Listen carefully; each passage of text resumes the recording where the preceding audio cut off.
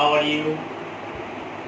Today I shall study with you the play The Proposal, written by the Russian writer Anton Chekhov, a famous playwright and a short story writer. Anton Chekhov's The Proposal is actually a farce. The play is also called a marriage proposal. Anton Chekhov also wrote another farce, Anniversary. The epicenter of the play is bank, but here the epicenter of the play is the sitting room, the drawing room of Chubukov, the landowner. We will make a comparative study if time permits. That's right. But now come to the point, the proposal. Proposal means prosta. It's a marriage proposal. But I told you earlier that the play is a farce. Now what is a farce? Farce is a kind of comedy. Farce is a kind of comedy which contains or which has the elements of exaggeration and absurdity. These elements of absurdity and exaggeration contribute to build up the texture of the farce. But remember one thing, that a kind of satire or satiric tone is also embedded in this play. Ridiculous situations and stereotyped characters make Anton Chekhov's The Proposal an ideal farce. The play appears to be boisterous, but unlike Anniversary, Chekhov's another farce, it is not so boisterous. In this play, there is a kind of pull. There is a kind of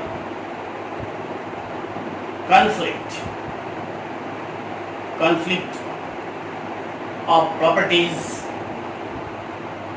You know that conflict is the sine qua non of a drama or a play. One also says that no conflict, no drama. So in this play there is also a conflict between Lomov and Chubukov.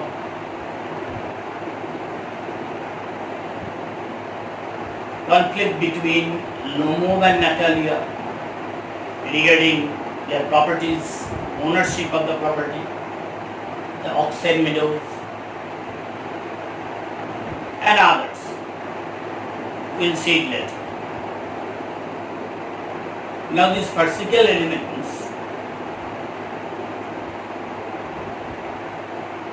is bolstered up by some silly situations. The play is full of silly situations, improbable situations, which make the play a farce. It is first because all the three characters are stereotyped. Before going into the play directly, I would like to discuss I would like to throw a light on the justification of the title of the play. But it should be dealt in at the end of the play also. The proposal means prosta. I told you earlier that it is actually a marriage proposal. There are only three characters. See, Stepanovich Chubukov, the landowner. He is 70 years old, septuagenarian. Natalia Stefanovna, his 25 years old daughter, Chubukov's daughter, and Ivan Vasilovich Lomov, a neighbor of Chubukov, he is 35 years old. So the play will center around the theme of the proposal, but it will theme also theme also diversifies itself. There are so many ramifications about properties, ownership, and marriage for the sake of property, not the sake of love. Marriage for the sake of property, not for the sake of love. Now come to the play.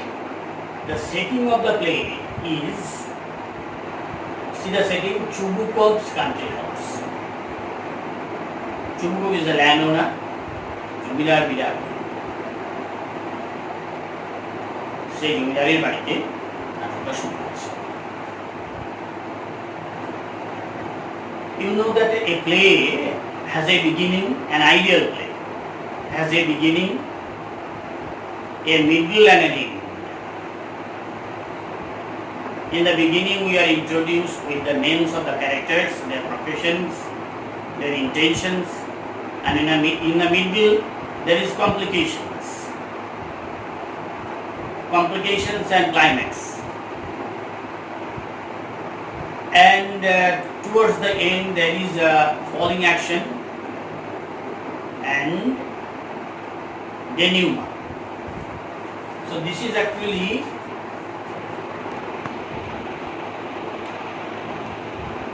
the diagram of the play.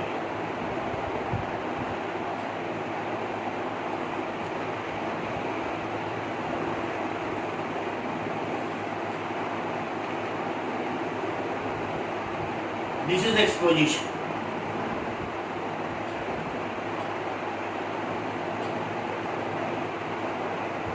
Exposition.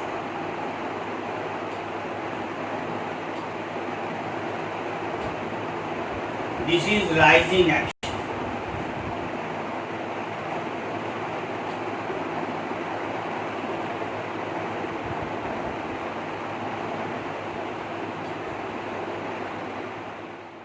This pyramidal structure clearly shows the structure of a play. Action of it. Exposition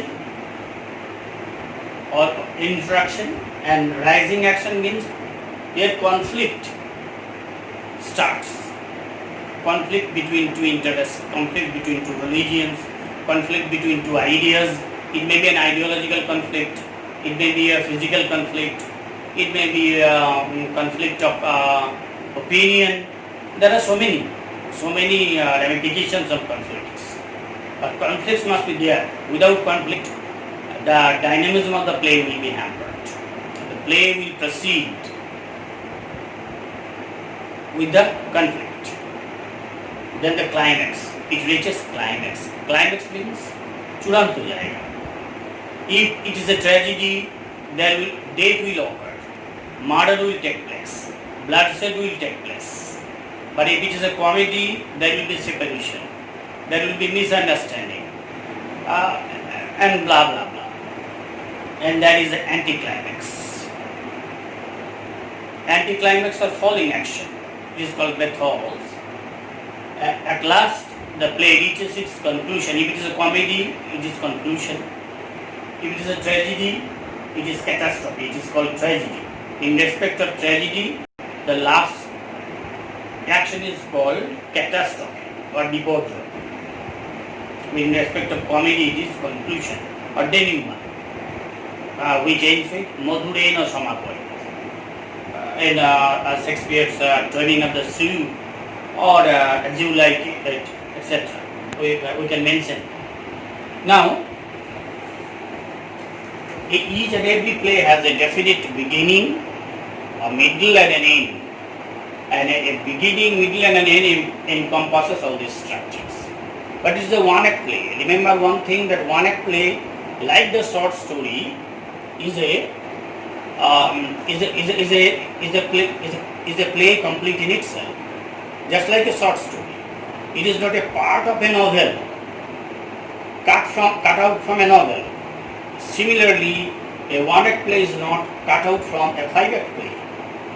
It is complete in itself. There are so many. If I mention the name of the ideal one-act play, like James Singh's Riders to the Sea, Goldsworthy's play, and the play like Anton Chekhov's The Proposal, Anniversary. There are so many one-act plays. So one-act play is complete in itself. It is just like a short story replaces novel and epic novel. Similarly, one-act play replaces five-act plays or three-act plays or four-act plays written by John Goldsworthy. Now come to the play Proposal. The setting of the play is Chubbukov's country house. Page number 170. Open at the page number. Open 170. A drawing room in Chubbukov's house. The play starts in the drawing room of Chubbukov's house. Lomov enters. Lomov is, you will see that Lomov is the protagonist of the play. But you will see that he is ridiculous, very nervous, irritating, and full of palpitations. Lomov enters wearing a dress jacket, white gloves. These dresses are particularly put on for particular occasion. And Chubukov thought that something is going to happen, perhaps. That's why Lomov went there.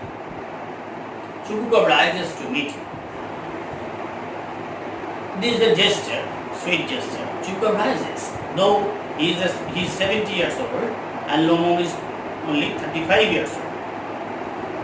But he rises to welcome him. My dear fellow, whom do I see? Ivan Vasilovich. I am extremely glad. Squeezes his hand. He squeezes his hand.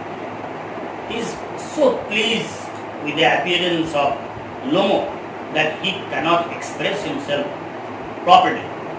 So squeezes his hand. কাকে দেখছি আমি আজকে ঠিক সেরকম মনে হয়। Now this is surprise. My darling, how are you? There are so many note of exclamations, and these note of exclamations only bring out Chubukov's sense of wonder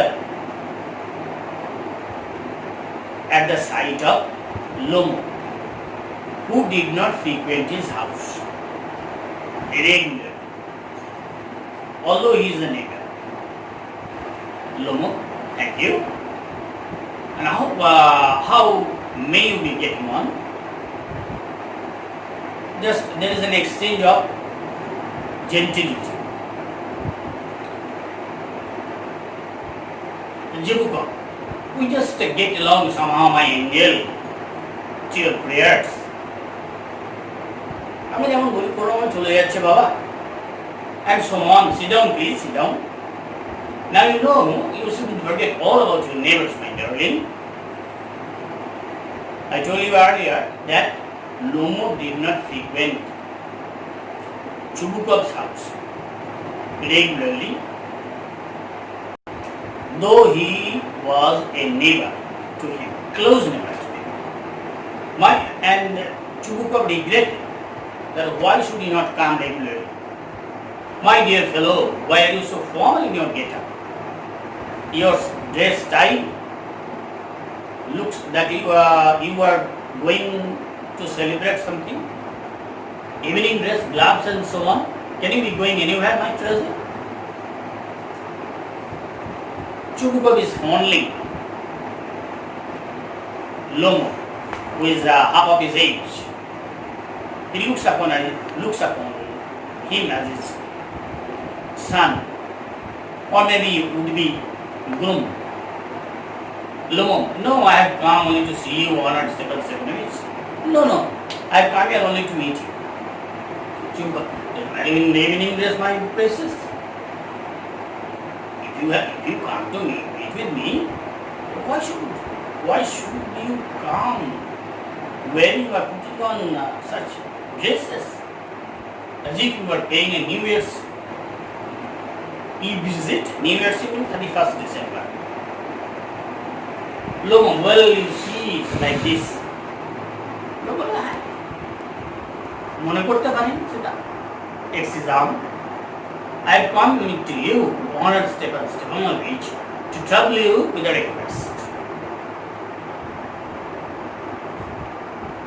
Lomov is very formal in giving the proposal, but he dilly-dallies so much that he will definitely make a great confusion, and the play will drift towards a rough rambling exchange of abuses, etc. Because of the dilly-dallying, because of the scruples, because of unnecessary hesitations of Lomo, I have come to you, honored Stepanovich, to trouble you with a request. Not once or twice have I had the privilege of applying to you for help, and you have always, so to speak, I must ask your pardon, I am getting excited. Lomo sought help from Chubukov different times, and he was duly assisted by Chubukov. Lomov expressed his gratitude for this, but he was excited. He couldn't express his feeling properly. I shall drink some water on our table. So he wants to drink water because his throat is running dry, perhaps. Drinks. Then aside Chubukov. Aside is a dramatic device in which the character utters something before someone, thinking that he is not present there. He utters the words facing the audience, pretending or thinking that the words which are meant for the man on the stage should not hear it. This is a sign. He has come to borrow money. বুঝেছি, এত হাজার বাজে কত টাকা চাইতে এসেছো, shall give him any, 8 টাকা ধার দেবো না। But there is a double entity of Chubukov. In his aside, he has decided not to give any money to Lomo, but allowed. What is it by beauty? He never expresses his inner feeling. Lomo, you see, honored Stephen Stepanovich, I beg pardon, Stephen Stepanovich. I mean, I am awfully excited, as you will please notice. In short, you alone can help me, though I don't deserve it, of course, and haven't the right to count on your assistance. If you see the speech carefully, there are so many dots and dots and dots and dots. These only suggest that Lomo suffers from a lot of hesitations to express his feelings properly or to give the proposal directly to Natalia's father. So these punctuation marks only highlights, these punctuation marks only highlight Lomob's scruples and hesitations. Chubukov, oh, don't go down and down in the rain, spit out. Well, I told you earlier that. These hesitations. And Chubukov, as an aged man, experienced man, he knows it well that Lomov is trying to say something, but he hesitates. But don't hesitate, speak it out. Tell me clearly, what do you want? Lomov, one moment, is very, very, very. In fact, I have come to ask the hand of your daughter Natalia Stepanovna in marriage. Now the proposal has come. But I have come to you to ask for the hand of your daughter Natalia for marriage. That means he clearly expresses his intention or reveals his intention to marry Chubukov's only daughter Natalia. Chubukov joyful. By Jove, Ivan Vasilovich, say it again, I didn't take it now. Actually, Chubukov was an aged man and he suffered from anxiety. He was also suffering from anxiety, or rather he is suffering from anxiety how he can marry his daughter to a suitable partner. And when Lomov comes and gives him the proposal, he is beside himself with joy. So he wants to confirm the joyful news. That's why he asks Lomov to repeat his desire. I have the honor to ask Lomov again, repeats it. Chubukov interrupted, my dear fellow, I am so glad, so on. Yes, indeed, and all that sort of thing. Embraces and kisses Chubukov. These are the exaggerations of words. Exaggerations, exuberances, which are one of the important ingredients of words. I have been hoping for it for a long time. So Chubukov also harbors the feeling in his mind that it will be a good it will be a good thing if his daughter is married to Lomov, because he is a close neighbor and he knows everything. He is also a landowner. It has been my continual desire, said Satyrs. And Nolan said Satyrs because it is Ananda, so tears of joy, not tears of sorrow or separation. And I have always loved you, my angel, as if you were my own son. I told you earlier that Chubukov looked upon Lomov as his son.